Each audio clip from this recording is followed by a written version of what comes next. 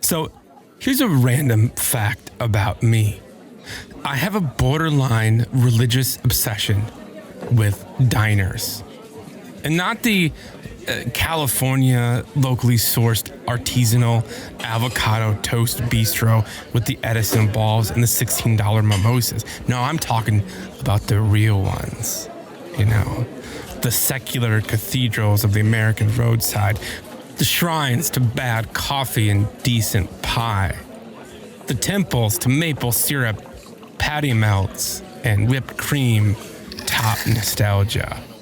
I'm talking about places where the air is 40% oxygen and 60% aerosolized bacon fat, where the waitress has a name tag that says Barb and a look in her eye that suggests that she's survived 3 divorces and a small-scale uprising.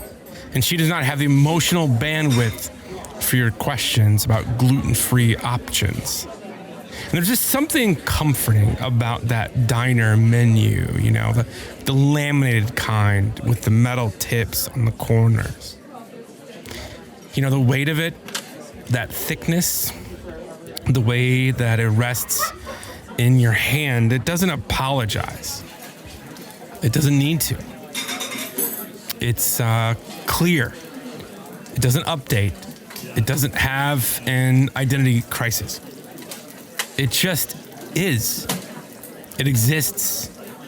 It serves a specific purpose. Burgers, fries, pie, coffee that tastes like shitty diner coffee, but just weirdly comforting. You know, this menu tells you exactly what the burger costs. It doesn't ask you for a ballpark figure or a creative brief or a estimate.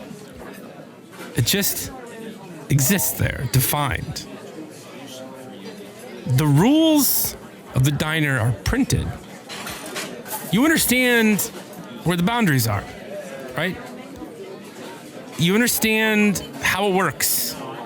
And the rules are printed in 12-point Cooper black font.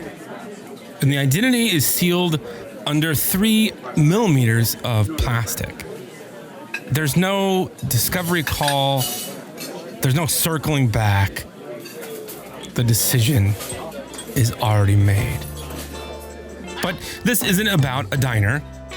It's about the kind of life that never seals. The kind where the menu rewrites itself every day and sometimes several times a day. Where the silence after the work sounds exactly like failure. Where no one tells you if the stool is occupied because you're good or because you're cheap. This episode is about that life. The freedom, the cliff, and the floor you build when the ground won't show up.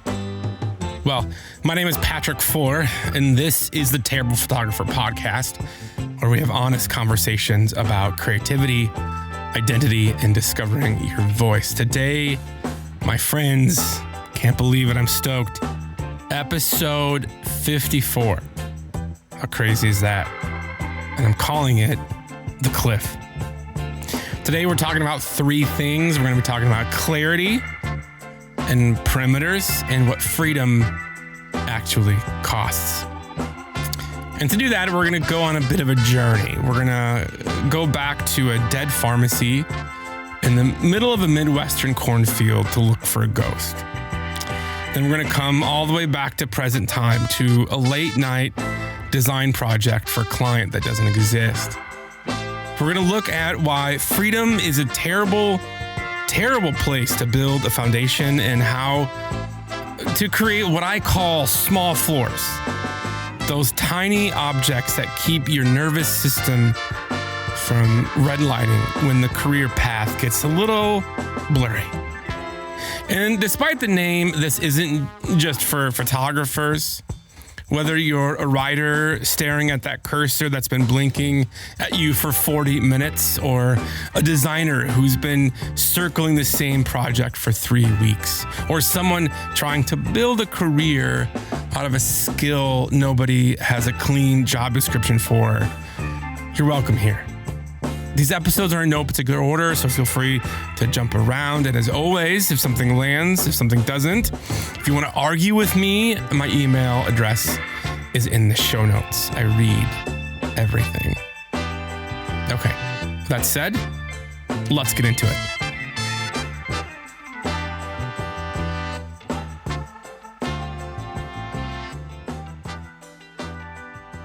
And the reason I'm thinking about diner menus isn't because I'm hungry necessarily, even though a BLT and a coffee always sounds good.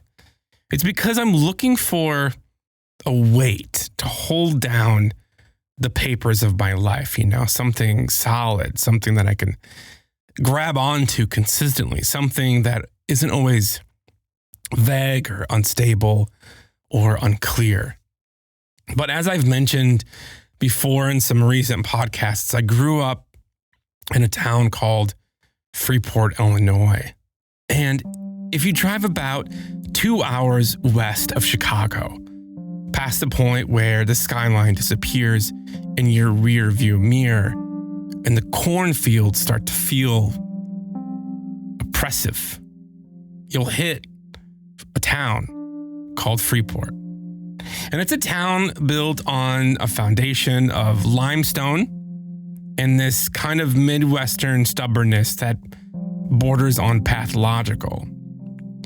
Freeport can't be described as quaint, really. It's heavy. It's a place that was designed in an era when primary architectural philosophy was do not budge. Everything is like a dark red brick and calcified stone. Buildings that look like they were meant to survive a minor nuclear winter, or at least, a century of brutal, soul-shredding humidity. That's why they're still there, most of them, still existing in the same shape and form and condition they were in when I was a kid. When I was 20, I hated this gravity. I would come home from where I was living in Michigan, and I resented the way that nothing ever seemed to move, the way the town felt stuck in a permanent industrial exhale. I wanted the light. I wanted the air. I wanted a life that didn't feel like it was made of wet cement, But lately, my professional life has become this collection of digital vapors, a series of maybe emails and PDFs that live in the cloud and contracts evaporate before the ink, which isn't really even ink, can dry. And suddenly that Freeport gravity doesn't feel like a trap anymore. It feels more like an anchor. In a world where my entire career is built on shifting sands of synergy and deliverables, I find myself back at that limestone heavy horizon, the way a guy in a sinking rowboat looks at a boulder. I'm not looking for pretty, I'm looking for something that won't move when the wind shifts. I'm looking for Emmert Drugs on Stevenson Street in downtown Freeport. So Emmert's was this secular cathedral. It was this strange, beautiful hybrid of mid-century medicine and malt shakes. It was a place where you could get a polio vaccine in one aisle and a slice of cherry pie in the next. And by the late 1970s, the rest of the world had moved on to the sterile fluorescent efficiency of the big box era. But Freeport has always treated time more like a suggestion than a rule. inert drugs wasn't a glitch in the matrix. It survived well into the early mid-90s. And as a kid, in the late 80s, I didn't know I was sitting in this museum of dying culture. I just knew that when I sat at one of those chrome stools, the world to me made sense. It had edges. The air smelled a little like antiseptic and grilled onions. The light was filtered through these tall, dusty pharmacy windows. And then there was the menu.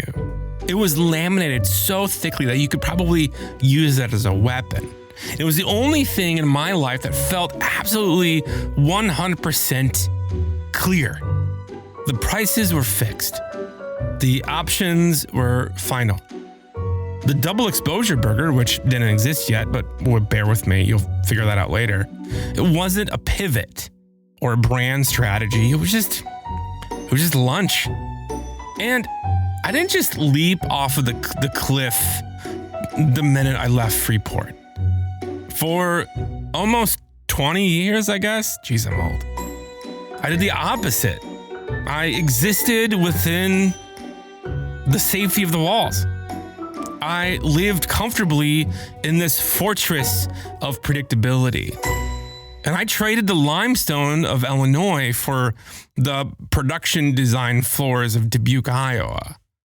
Then this production house in LA, followed by a stint as a graphic designer in Oklahoma City, which, looking back, was this really weird, beautiful fever dream of red dirt and mid-century strip malls that I still quite haven't processed. But I kept climbing. I was a production designer in Houston, Texas, and then moved us across the country where I was a senior graphic designer in Washington State. And eventually I landed in San Diego as a creative director, then lead photographer. And for almost 2 decades, my life was this laminated menu. I had the bi-weekly paycheck, which is the holy drumbeat of American stability, you know. I had the 401k match. I had the dental plan. I had the stupid performance reviews where people told me exactly how many gold stars I earned or check marks that they put on the board.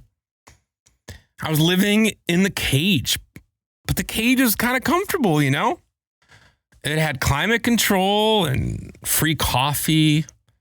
I wasn't on the cliff, but I was in the bunker. But then I decided that I wanted freedom.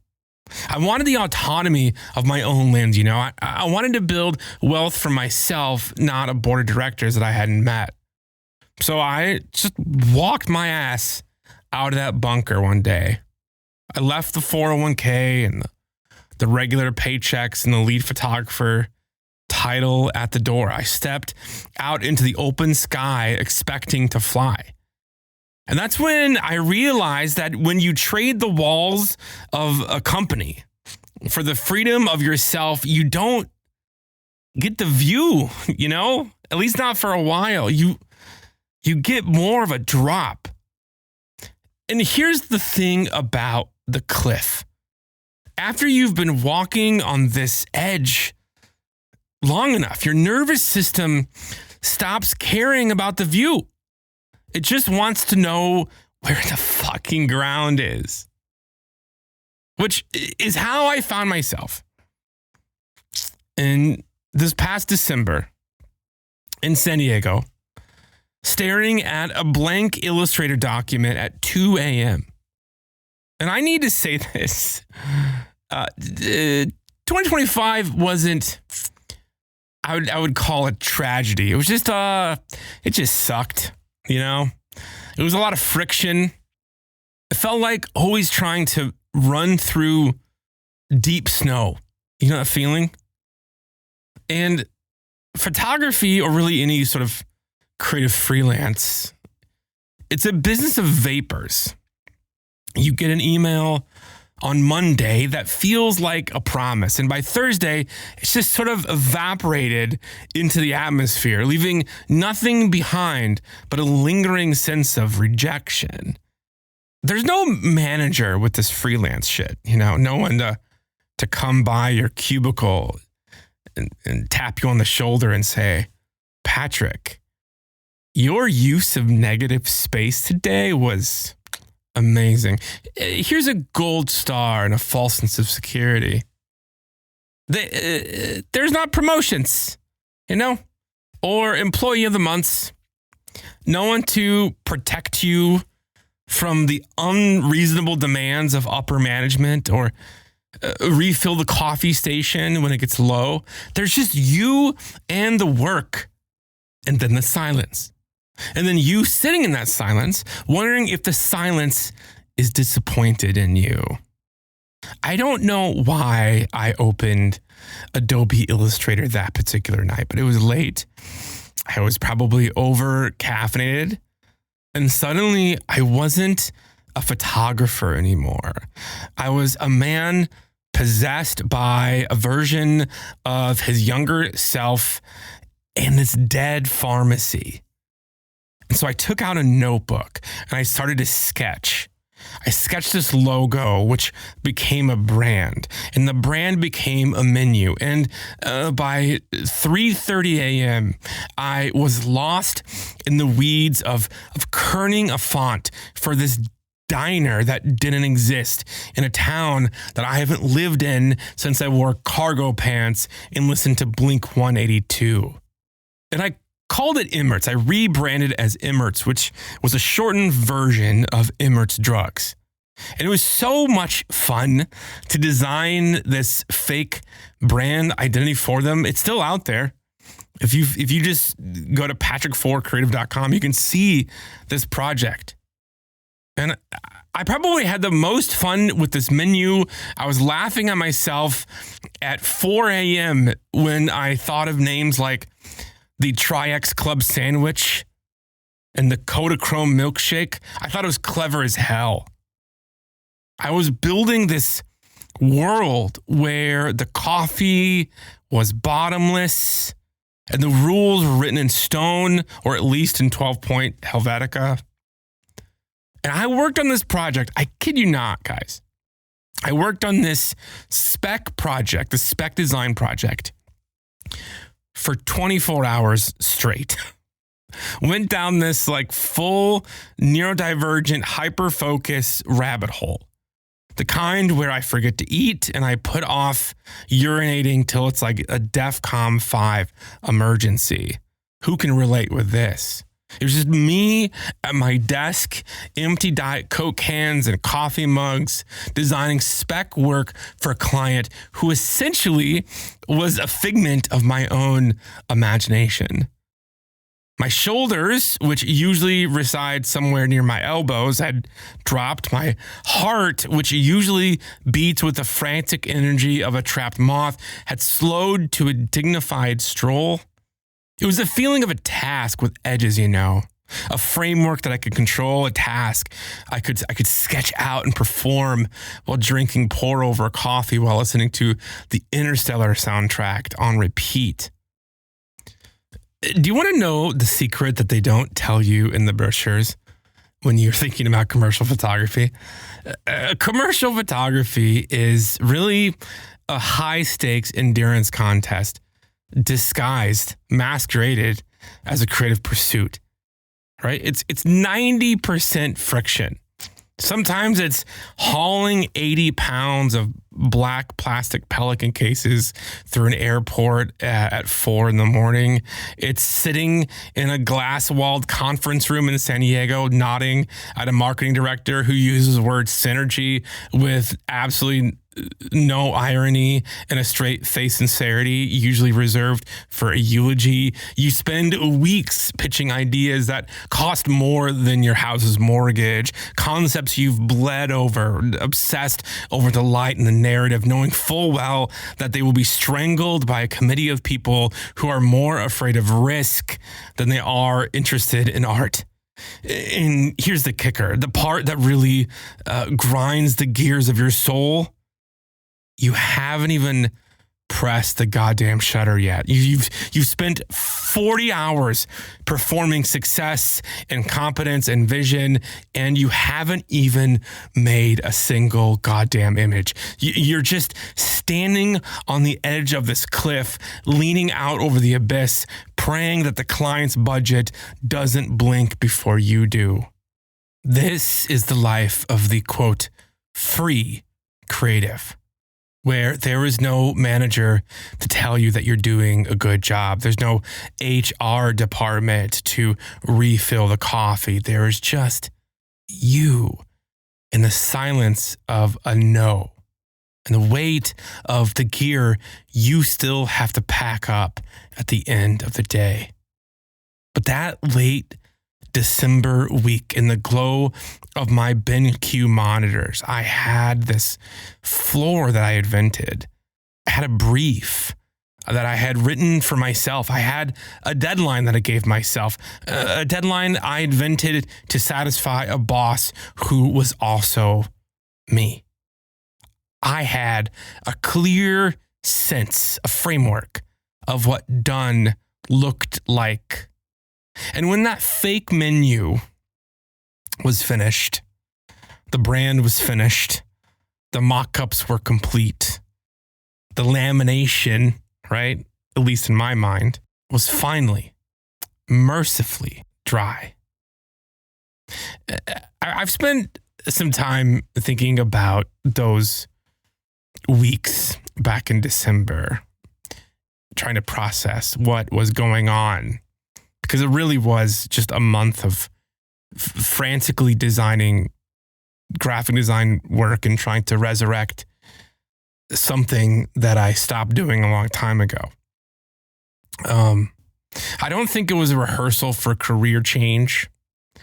I think it was more like a search for a perimeter, you know. It was an attempt to solve what business coaches and psychologists call the freelancer's paradox. And this paradox says that the more freedom that you have, the more structure you need to keep sort of drifting into space. And in those late December, quiet December nights, in my home, I was drifting far into space. We fight for the open sky. But once you're here, you realize the boundaries haven't disappeared so much. They've just sort of changed. They aren't the walls anymore of the cage designed to keep you in, but they're the edges of a cliff with nothing to keep you from the drop. This is where the paradox meets the hard science. Research shows that the highest levels of exhaustion don't come from the hard work. They come from the combination of high demand and low control. That's the freelancer's paradox, because you care deeply. You care deeply about the work, right? About your integrity. That's high demand. But you have absolutely zero control over when that phone rings or when that email comes through or if the check clears. This is low control. High stakes, zero feedback. A life lived on a cliff. And the people who last are the ones who learned how to build these small floors, the tiny artificial environments where they have 100% control. It's really the diner menu for their own sanity. And no one tells you this when you're considering the leap, the big leap. It's always portrayed as this like highlight reel, right? On LinkedIn or TikTok or whatever. The perception that it's all about the freedom, the autonomy. But you have to realize that the people posting the 6-figure months have a vested interest in the deception, the mirage. Because in this world, success performance is the ultimate marketing tool, right? We are all terrified that if we show the friction, the clients, they'll stop calling. So the freedom, the quote unquote freedom we broadcast is actually just a lead magnet. It's a survival tactic disguised as a lifestyle. And what that marketing doesn't mention is that while you're busy performing, quote, freedom, your biology is staging a protest. It's freaking out. Your brain has evolved to need clear signals. You hunted back in the day, and then you ate. The feedback was physical. It was clear. And freelancing gives you none of this. Every project ends in a silence that might mean you're rehired, or might mean that you're being replaced, or they hate the work. Your nervous system, well, it can't tell the difference. And this is why we build small floors. We need finished objects that really signal to the nervous system, this one is done. And for me, one of those objects is this show, actually. Right now, you're listening to the 54th episode, and no matter what else is uncertain, I know that this episode will exist where it didn't before. There is a floor. It's small, but it's real. This podcast, right, helped me get through some really dark months because it provided a floor for me. It gave me something to hold on to, a tangible object in my hand that I could feel. I know that every single Tuesday at midnight that a episode will drop, that I have to get it done, that I have to start to write the episode on Tuesday and finish writing by Friday so I can record on Saturday so I can edit on Sunday. I needed that. Again, it's small, but it's real.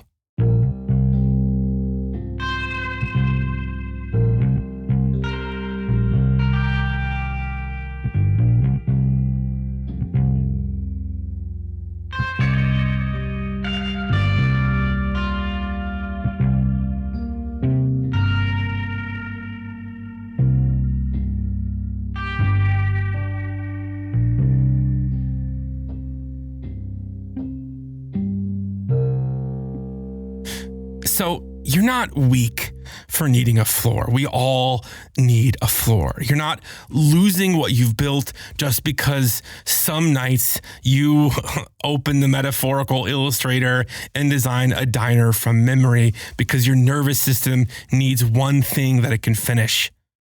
The freedom that you choose is real.